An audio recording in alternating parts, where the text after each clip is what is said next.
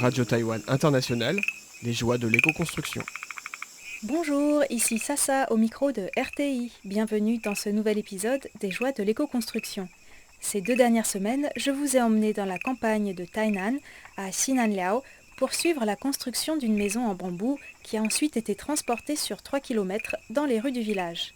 Et oui, parce que dans cette région, il y avait souvent des inondations et les villageois ont donc pris l'habitude de s'entraider pour déplacer leur maison quand cela était nécessaire. Aujourd'hui, une grande digue a été construite au bord de la rivière. Ça a limité les inondations, bien sûr, mais aussi les interactions entre les villageois et la rivière.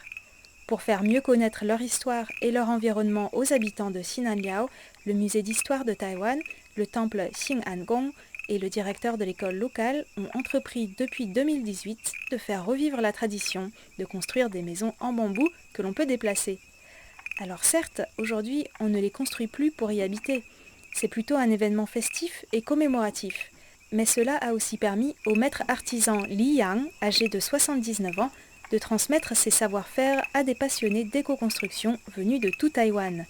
Je vous invite à écouter les 2 dernières émissions si vous voulez en savoir plus.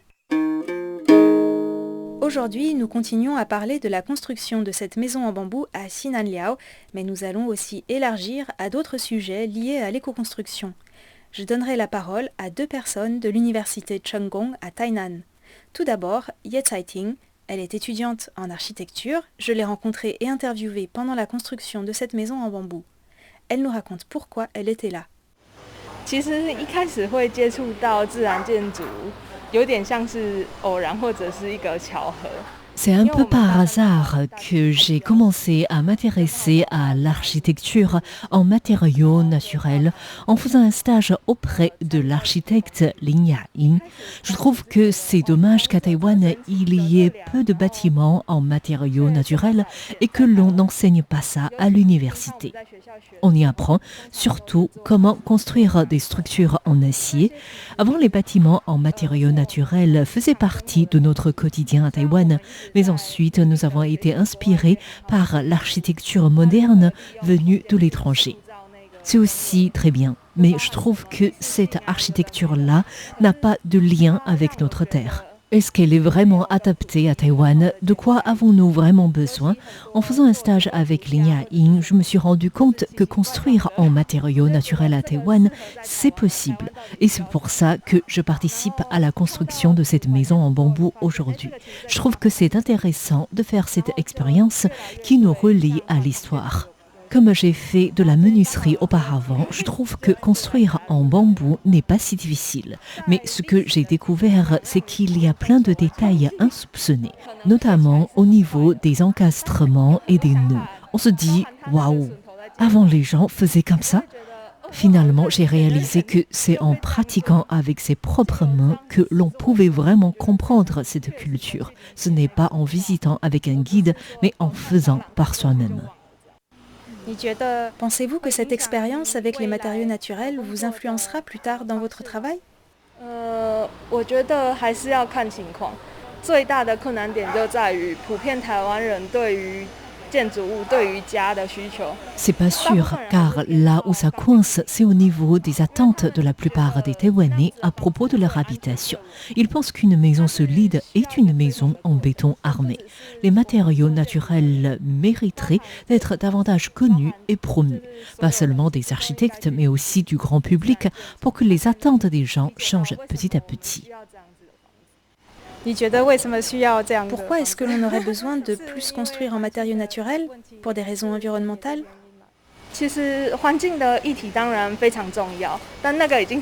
Bien sûr, les raisons environnementaux sont très importantes, mais beaucoup de gens en parlent déjà. Donc, je n'entrerai pas dans les détails. Pour moi, ce qui est important, c'est que nous puissions tenir entre nos mains les matériaux de construction, comme par exemple quand on mélange la terre argileuse et la paille pour construire un mur. Dans ce processus, on se rend compte que c'est nos mains qui construisent le mur. Il y a un lien entre les gens et le bâtiment. Aujourd'hui, les architectes disent souvent qu'il faut construire des bâtiments à taille humaine. Je pense que ce n'est pas seulement le bâtiment qui doit être à taille humaine. La construction en elle-même devrait aussi être plus proche des gens. En étant plus impliqué, on se rendrait compte que l'on a la capacité de construire. Ce serait un moyen d'être lié à notre habitation et si elle est en matériaux terre, on se rapprocherait aussi de la terre. Prendre part à la construction d'un bâtiment en matière naturelle permet de se relier à la nature.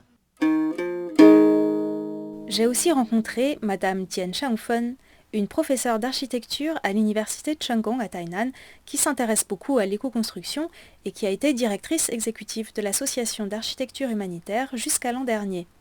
Son emploi du temps ne lui a pas permis de participer aux activités organisées à Xinanliao, mais elle en a bien sûr entendu parler. Je lui ai demandé ce qu'elle en pensait.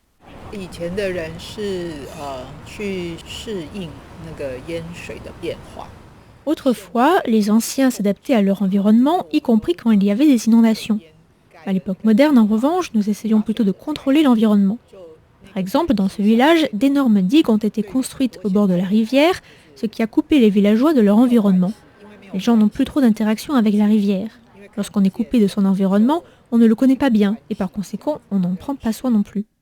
Selon Madame Tian, autrefois, nos habitations étaient davantage en lien avec notre environnement et nous avions aussi des liens plus étroits avec nos habitations. Ce sont ces liens que les activités organisées à Xinanliao visent à faire revivre, au moins dans l'esprit des villageois.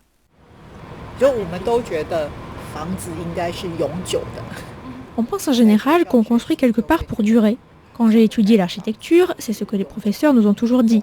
Mais on n'a pas réfléchi au rapport avec l'environnement. On n'a pas envisagé qu'un jour, on pourrait peut-être avoir besoin de déplacer sa maison. Parfois, je me dis que les réflexions des anciens étaient plus fécondes que les nôtres, parce qu'ils se creusaient la tête pour s'adapter à leur environnement et pas seulement pour lui résister. On pense en général que le béton, c'est le matériau de construction le plus solide et celui qui peut durer le plus longtemps. Certes, les bâtiments de la Rome antique, en ciment, sont toujours debout, mais c'était du ciment artisanal, ce n'est pas la même chose que celui que nous utilisons aujourd'hui à échelle industrielle, et qui commence à s'abîmer après 50 ou 60 ans. Par ailleurs, certains bâtiments en matériaux naturels peuvent durer très longtemps. Je pense notamment aux maisons à colombage en France qui ont été construites en bois et en torchis. Certaines ont près de 400 ans. Mais c'est vrai qu'il n'est pas toujours facile de construire des immeubles très hauts, en terre crue ou en bois. Ce n'est pas impossible, mais c'est difficile et cela ne peut se faire que dans certaines conditions. Déjà, avant de penser aux ressources en matériaux et aux techniques constructives, il faut que ce soit accepté au niveau culturel, ce qui est loin d'être le cas à Taïwan aujourd'hui. Or, ici à Taïwan, l'un des principaux enjeux, c'est la forte densité de population.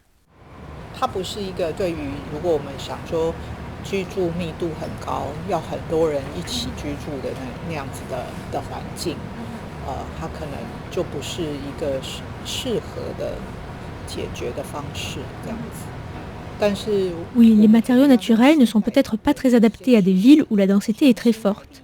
Toutefois, les expériences du passé sont toujours utiles. On peut s'y intéresser avec un regard contemporain.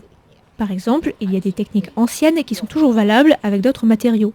En architecture contemporaine, on peut aussi s'inspirer des habitations traditionnelles pour rafraîchir l'air intérieur plutôt que d'avoir recours à l'air conditionné. Il y a aussi des méthodes modernes pour utiliser les matériaux naturels en construction, par exemple les sacs de terre, earthbag, qui sont très faciles à utiliser. On peut essayer de combiner le meilleur des techniques anciennes et actuelles. Madame Tian coopère avec l'association d'architecture humanitaire pour offrir un cours qui peut être choisi en option par tous les étudiants et pas seulement ceux en architecture. C'est un cours tourné vers la recherche-action sur le terrain et transdisciplinaire entre architecture, environnement et histoire notamment. Les étudiants se rendent dans des localités rurales près de Tainan pour interviewer les anciens sur l'architecture traditionnelle, mais aussi sur la gestion des ressources forestières par exemple. L'objectif est de documenter puis d'engager des discussions pour proposer des pistes afin de mettre en valeur le patrimoine, le faire revivre ou encore de gérer de manière plus durable les ressources locales. J'ai mis quelques liens en chinois sur le site internet de l'émission si ça vous intéresse.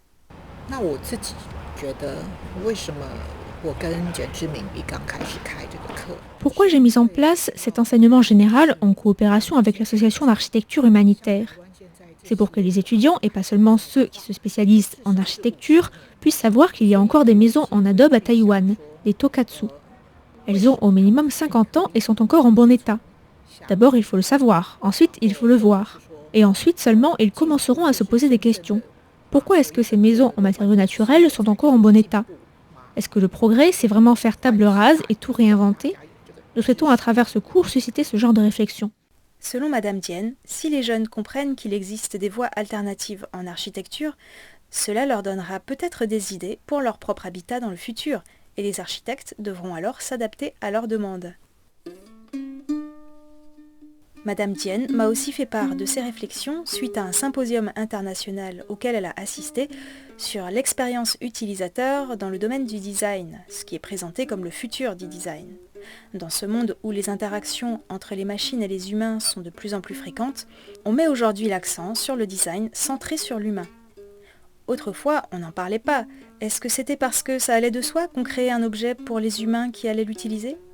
Si on parle tant aujourd'hui de design centré sur l'humain, est-ce que c'est parce que le design est trop souvent réalisé à partir de la seule réflexion des ingénieurs qui oublient parfois les véritables besoins humains ?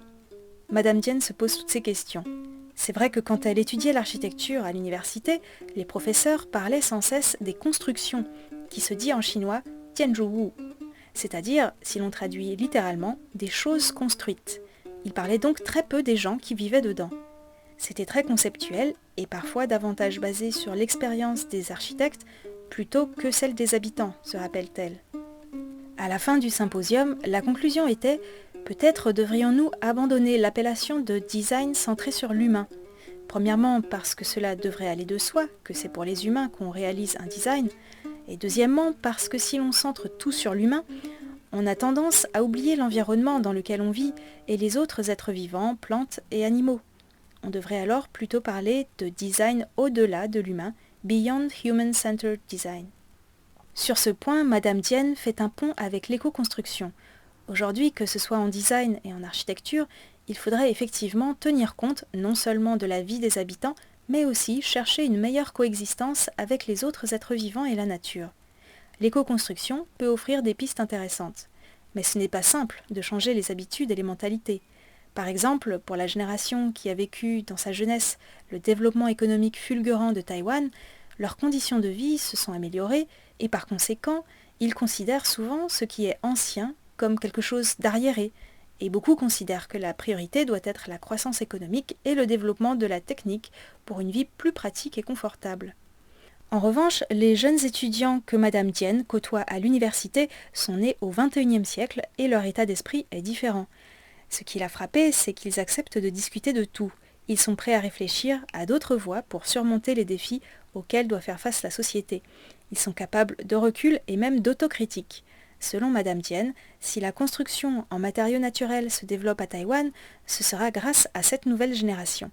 À certains égards, c'est une génération qui a envie de ralentir pour prendre le temps de la réflexion. Car les décisions que nous prenons aujourd'hui ont un impact à 5 ans, à 50 ans et peut-être même aussi à 500 ans. Les jeunes sont prêts à se poser ces questions, mais cela ne se reflète pas encore au niveau de la société, car leur voix n'est pas entendue pour le moment, selon Madame Dien. Ces discussions m'ont fait penser à l'initiative pour un réveil écologique qui a émergé dans la continuité du manifeste étudiant pour un réveil écologique. Ce manifeste, lancé en 2018, a été signé par 30 000 étudiants en France de plus de 400 établissements. Ce mouvement, qui réunit aujourd'hui des étudiants et des jeunes diplômés, cherche à accélérer la transition vers un modèle économique compatible avec les limites planétaires et soutenable pour l'humanité. Pour ce faire, il milite pour que les établissements d'enseignement et les entreprises prennent désormais en compte ces enjeux. Madame Dien pense qu'un tel mouvement naîtra peut-être aussi un jour à Taïwan, mais il y a encore des freins. 这是另外一个台湾文化里面，因为我们的国小、国中、高中都比较强调知识，就是那个比较 static 静态的知识这样。 À Taïwan, le système éducatif valorise surtout les connaissances comme quelque chose de statique, un corpus d'informations qui a été écrit et trié par d'autres et qui évolue peu. Peu de jeunes ont été formés à décoder ces connaissances et à les analyser. À l'université, c'est justement ce que l'on essaie de faire, mais le souci, c'est que le programme des cours est très lourd. On doit souvent attendre le stade de la recherche universitaire pour remettre en cause ou prendre du recul sur les connaissances. Mais on essaie d'introduire cet état d'esprit chez les étudiants dès la licence. Ça commence à changer. C'est comme en médecine. Avant, on apprenait simplement que tel symptôme devait être soigné par tel traitement de manière un peu mécanique. Aujourd'hui, les médecins sont davantage dans le dialogue avec les patients, ils réfléchissent ensemble pour trouver le soin le plus adapté. C'est important car dans la société, on ne pense pas tous pareil. Alors comment faire pour vivre ensemble ? L'important, c'est de se concerter pour pouvoir s'entendre malgré tout. Voilà, nous arrivons à la fin de cette émission qui était riche en témoignages et en réflexions. La semaine prochaine, nous allons sur la côte est de Taïwan, sur un chantier de construction en matériaux naturels dans une école. Restez à l'écoute de RTI et à mardi. Bonne année du tigre!